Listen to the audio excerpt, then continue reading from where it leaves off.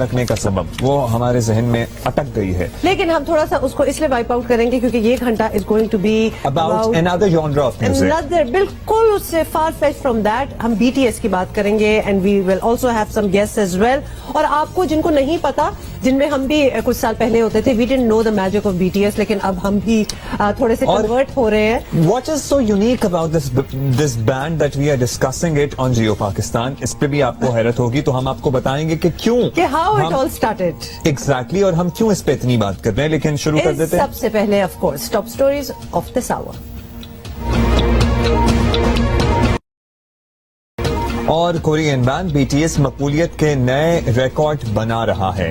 हजारों पाकिस्तानी नौजवान भी बीटीएस के दीवाने हैं।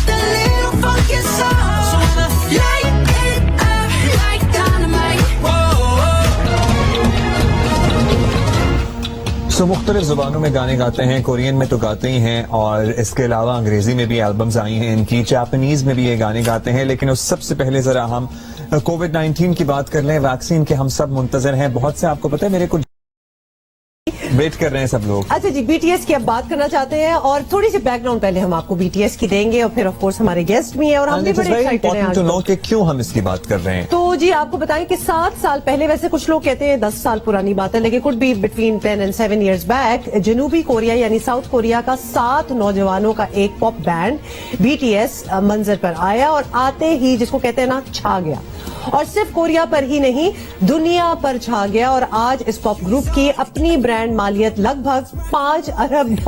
5 अरब डॉलर। और अभी खत्म नहीं हुई बात, ये भी सुन लें कि कोरिया की मईशत में यानी साउथ कोरिया की मईशत में ये बैंड 3% का हिस्सेदार भी है, यानी it is a part of their GDP. जनाब, it is a part of their GDP. 0.3% is a contributor to their GDP. किस तरह से, बहुत आपको बताते हैं।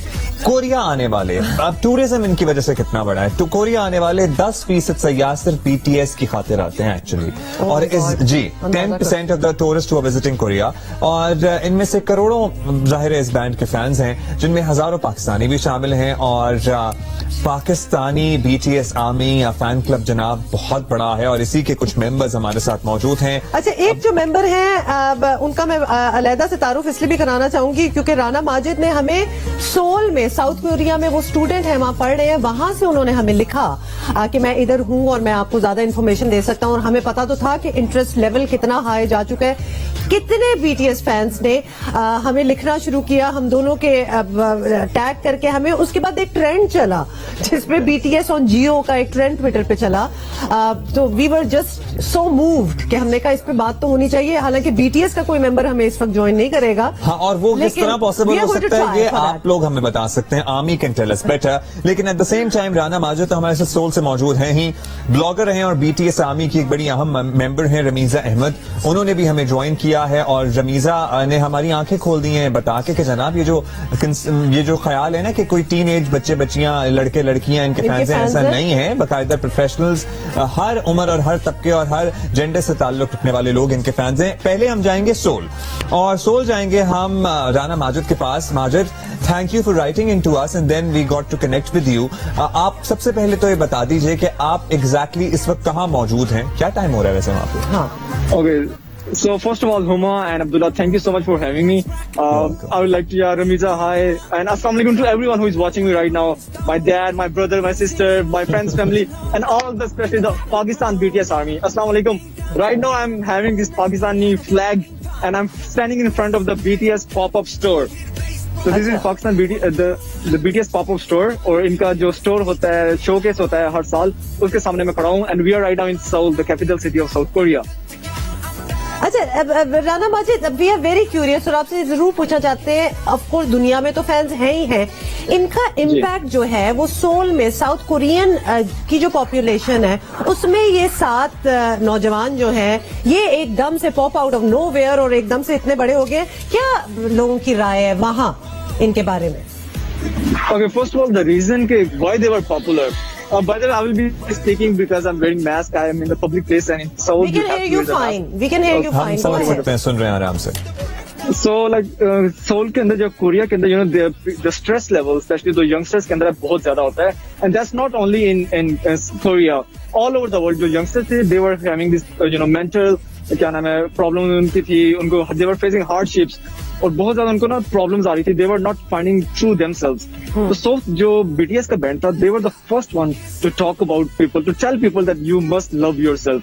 And that was one of the things that the idea really was loved by millions of people all over the world and also in Pakistan.